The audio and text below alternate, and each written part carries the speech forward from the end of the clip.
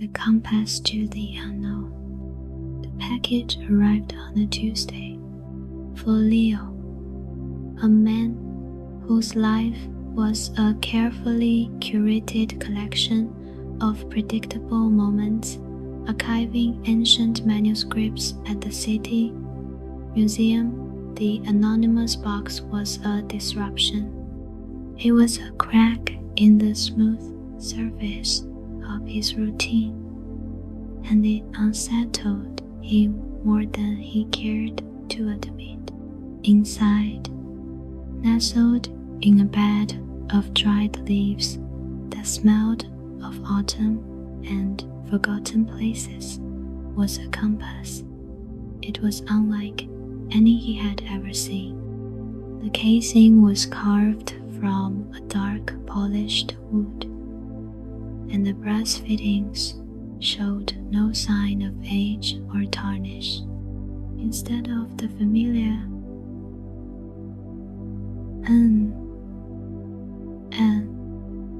its face was marked with 4 intricate symbols that resembled constellations he didn't recognize.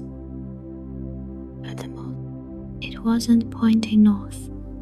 It wasn't pointing anywhere. In fact, it was spinning slowly, almost lazily, as if it was searching for something it couldn't find. Beneath the compass was a single piece of aged parchment. On it, the same elegant handwriting had left a cryptic message. It points not to where you are, but to where you need to be.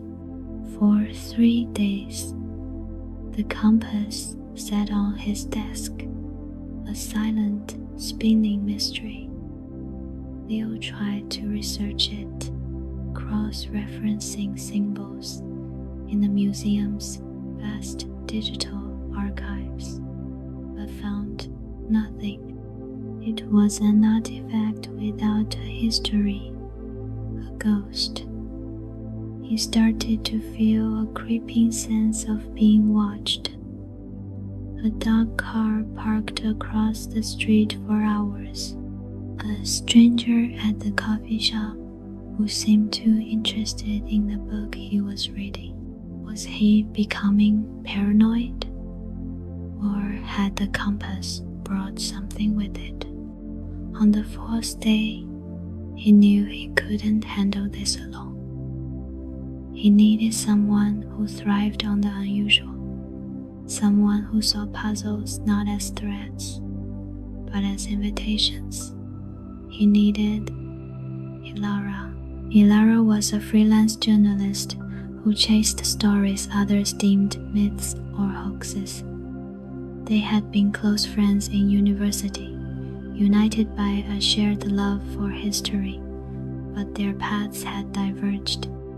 Leo chose the quiet safety of the past, while Ilara charged headfirst into its forgotten, often dangerous corners. He met her at a noisy cafe, the compass safely hidden in his bag. "I know it's been a while," he began, "but I've found something. Something I can't explain." Ilara raised an eyebrow, her initial skepticism clear. "Leo, the last time you said that, it was about a mislabeled Roman coin. This is different." He insisted, placing the compass on the table between them.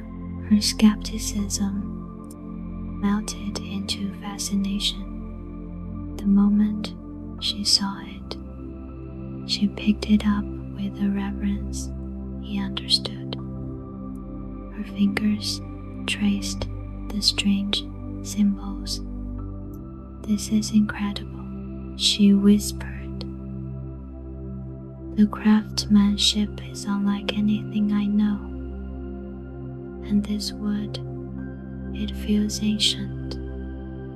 As she held it, the needle stopped spinning. It quivered for a moment, then pointed directly, unwaveringly, at a dusty old bookstore across the street. What does the note say? Elara asked, her eyes gleaming with an excitement Leo hadn't seen in years. He told her, "It points not to where you are, but to where you need to be." "Well," she said with a grin, "it seems our journey begins at the dusty shelf bookstore." The bookstore was a labyrinth of towering shelves and the smell of old paper. The owner, a frail old man with glasses as thick as bottle bottoms, didn't even look up as they entered. Following the compass, they navigated through narrow aisles until it led them to a forgotten corner of the history section. The needle pointed at a single leather-bound book with no title on its spine. Leo pulled it out. It was a collection of local myths. Most were familiar, but one story, tucked away in the appendix, described a secret society called the Keepers of Knowledge and their hidden library, a place that held books containing not history as it was written, but as it truly happened. The legend said the library was protected and could only be found by a special key, a compass that led the worthy to its door. As Leo read the passage aloud, the bell at the shop's entrance chimed. Two people entered, a man and a woman, both dressed in sharp, dark suits that were completely out of place. They didn't browse. "We have to go now," Elara whispered, her journalistic instincts screaming danger. They slipped out the back door just as the man in the suit turned the corner into their aisle. A black car, the same one from outside Leo's apartment, was idling in the alley. A heart-pounding chase through the city's narrow back streets followed. They finally lost them by ducking into the crowded chaos of a subway station. Who were they? "I don't know," Elara admitted, "but they're not librarians. My guess, they're collectors, and they want the key." Over the next 2 days, they were fugitives in their own city. They worked out of public libraries and Wi-Fi hotspots, piecing together clues. The Book of Myths mentioned a doorway under the city's stone heart. Elara, using her knowledge of urban legends, cross-referenced it with old city maps.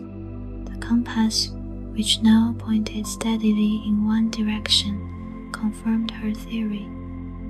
It was leading them to the abandoned crypt beneath the old city cathedral. They went at dusk, when the shadows were long and the city was transitioning from day to night. The crypt was cold and silent, a place of stone and echoes. The compass needle pulsed with a faint inner light, guiding them past rows of tombs to a solid stone wall. There were no visible doors or seams. "It has to be here."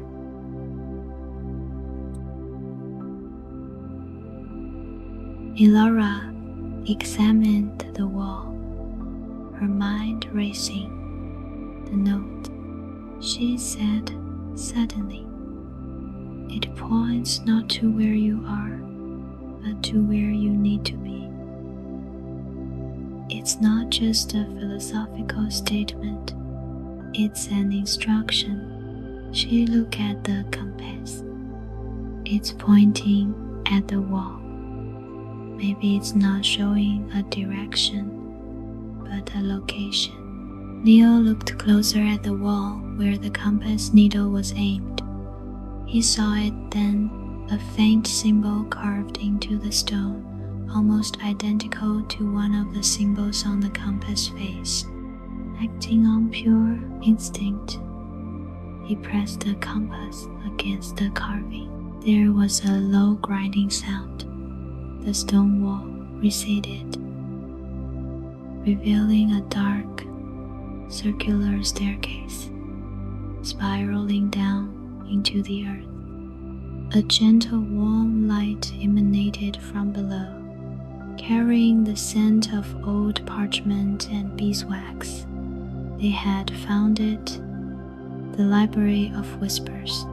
It wasn't a room. It was a vast, circular cavern.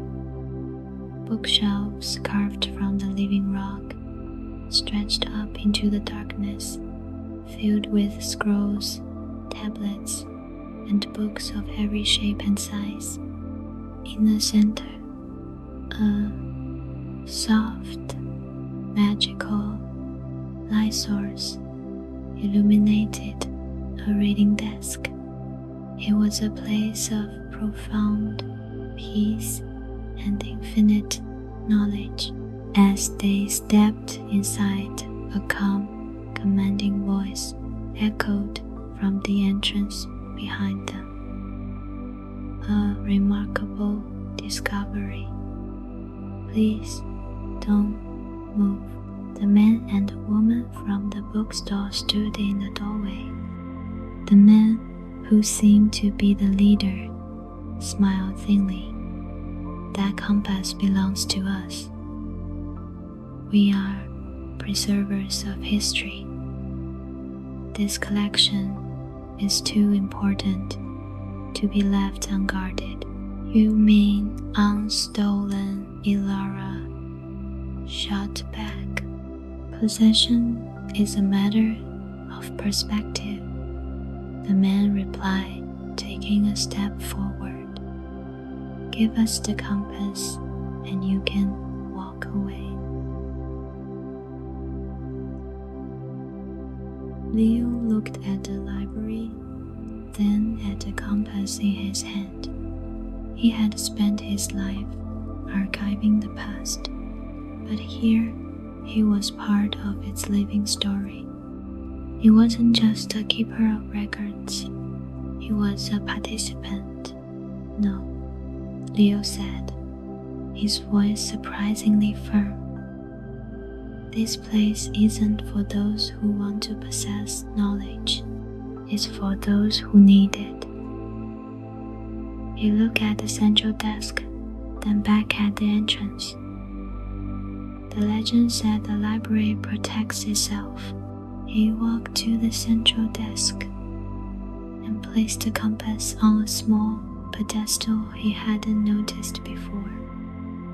The moment it made contact, the light in the chamber intensified, and the symbols on the floor began to glow. The great stone door began to grind shut. The collectors panicked and scrambled back out, just before the door sealed with a deafening thud, plunging Leo and Elara into the warm, quiet light of the library. They were alone, trapped, perhaps, but safe. Elara let out a long breath.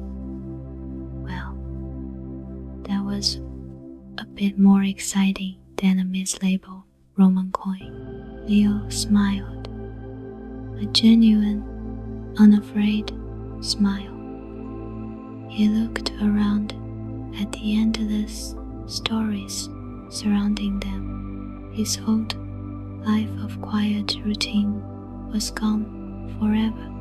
But as he stood there with his best friend by his side and a library of lost truths waiting to be read, he realized he didn't miss it at all. He was exactly where he needed to be.